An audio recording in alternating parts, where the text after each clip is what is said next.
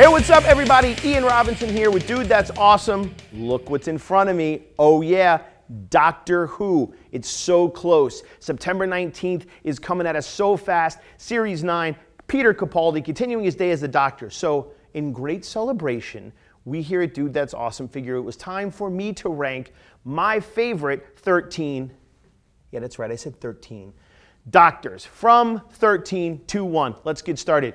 Number 13, ironically, is number 1, which is Will Hartnell. I don't have any problem necessarily with this guy, but he was my least favorite Doctor.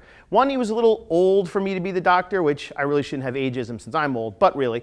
And second, he was kind of a dick, and not a dick in a fun way, just like an old cranky man dick. Was not a fan of Will Hartnell at all. Number 12, Patrick Troughton. Realistically, I can't say anything negative about Patrick. The reality is I don't know that much about him. There's not that much that's been around of what he's done. More than Will Hartnell, but not enough that I've seen to really give me any excitement. The ones that I have seen have been okay, but not nearly as exciting as the other Doctors I like. So unfortunately, number 12, Patrick Troughton. Number 11, I did not like this guy at all. Colin Baker. This was, okay, what had happened was during the transformation or the regeneration, something had gone wrong. So Doctor Who was essentially fucking nuts. And Colin Baker would go from spouting witticisms to like choking his companion to being a dick to being a psychopath. And I got what they were doing and I appreciated the fact that they wanted to switch it up a little bit. I just thought it was too much. I didn't like the loud clown pants. I didn't like the jacket, the blonde hair. It just didn't do anything for me. It was kind of like a forced Doctor. Wasn't a big fan. Sorry guys, but that is my number 11 Doctor. Number 10, Paul McGann. He was the guy that was in the American Doctor Who film that they tried to make after Sylvester McCoy and before they kickstarted the thing with Christopher Eccleston. He was only in one, so I never really got to know him as the Doctor. I saw the movie and said, oh, Paul did an okay job. I liked what he did leading up to Day of the Doctor, where he became the War Doctor. I thought that was very cool. But overall, with really only one thing under your belt, can't really call you a favorite, though I did like him better than Colin. Number 9, Sylvester McCoy. I liked him a lot. It's just amongst the other Doctors, I had to put him somewhere, and he went with 9. I liked the fact that he was little and cute. I liked the fact that he was unassuming and he had an umbrella. I liked the fact that he had kind of a Kolchak the Night Stalker kind of noir detective vibe to him, but still in outer space. I liked everything about him. It's just up against the rest of them. Unfortunately, he had to hit at number 9. No offense, Sylvester. You're still awesome, just not as awesome as the other 8. Number 8, here's where the fan hate starts to come my way. Christopher Eccleston. Yes, the man who relaunched the entire series, the leather-clad, pointy-nosed Doctor. Not my favorite. I liked what he did, but I kind of had to bear with him through the series. I wasn't a real big fan of Doctor Who as kind of a douche, and I wasn't a real fan of him being like anti-life and that angry. I understood what they were trying to do. It just didn't gel for me as the Doctor. He did a great job. I just didn't particularly care for his run. And when he died, I wasn't really sad. Sorry. Number 7, not one that people usually pick in the higher echelon, and that is Jon Pertwee.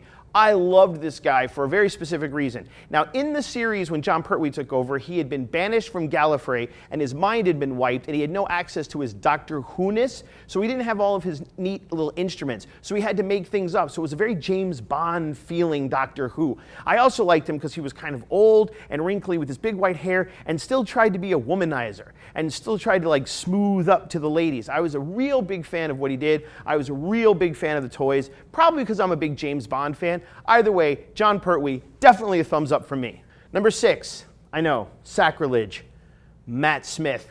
Not a big fan of Matt Smith as the Doctor. Didn't hate him, but didn't love him. Reason is, first of all, he was the second of 2 kooky, good-looking Doctors. That really wasn't Doctor Who to me. Second of all, his actual run in Doctor Who was boring and convoluted and got way out of hand as far as trying to figure out what was going on. I think Stephen Moffat did a little too much acid before writing that one. Now, Matt Smith wasn't particularly horrible as the Doctor. I just didn't particularly care for him. I know one thing, he did get a lot more girls into watching Doctor Who, but since I'm not a girl, I don't really care about that, and that doesn't really make a good Doctor, at least not for me. Number 5, yeah, I know, you're going to tell me about canon, you're going to say he wasn't a Doctor long enough to be considered a Doctor, and you know what? F you. Here's the deal. John Hurt, War Doctor, super awesome. Why? Grizzled, pissed off, over the top, violent, and excellent. John Hurt is the man. Him playing the doctor made it even better. You cannot deny the war doctor, no matter how hard you try. Number 4, our current doctor, Peter Capaldi. Now, a lot of people don't like him because they were basing their whole doctor love off of Matt Smith and David Tennant. I like Peter Capaldi. He's higher up on my list than Matt Smith because he is back to the doctor that I loved. Kind of abrasive, kind of brittle, old, but not too old, cares but doesn't care too much. He's just this constant conflicts of emotions and movement in his brain and things happening, and I just like that constant turmoil in a doctor. So Peter Capaldi, though he's not everybody else's favorite, is definitely one of mine. Number 3, David Tennant. How can you go wrong? Guy's an amazing actor. He humanized the doctor in a way that was bold but didn't get too human, so you still had the Gallifreyan way of looking at the universe with more empathy than normal. I don't want to go. I thought he brought new layers to the doctor, new textures that other actors will use for years to come in how they portray the doctor. I think Matt Smith definitely drew from that. David Tennant is my favorite of the new doctors. He can't be number 1 or 2 because he's not my doctor, but he is definitely one of my favorite of the new doctors. David Tennant, big thumbs up. Guy rules. Number 2, Peter Davison. How could you not love this guy? He is not my doctor because he's not the first doctor I saw regenerate into the doctor, but he is definitely one of my favorites. This was the first time that the doctor really became fun and funny, and he kind of got along with his companions, and he wasn't kind of cadre. He was like young and with it and hip and cool and out to do good, and he was so much fun to watch. Plus he had celery on his jacket, and he had the whole cricket uniform thing. I mean, the guy pulled off white better than most. Peter Davison, number 2, Doctor Extraordinaire.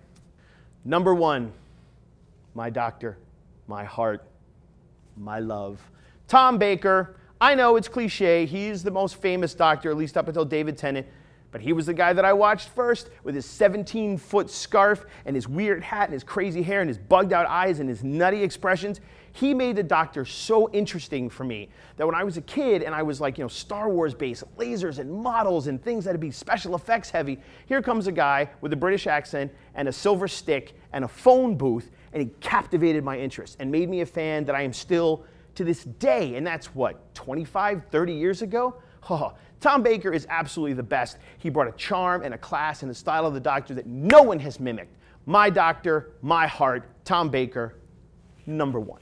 Well, that's it, my top 13 doctors, and I hold to the fact that there are 13 doctors. I've enjoyed doing this list and this countdown with you almost as much as I will enjoy the new series of The Doctor on September 19th. Ian Robinson, dude, that's awesome. The Doctor Who universe. Thanks for tuning in.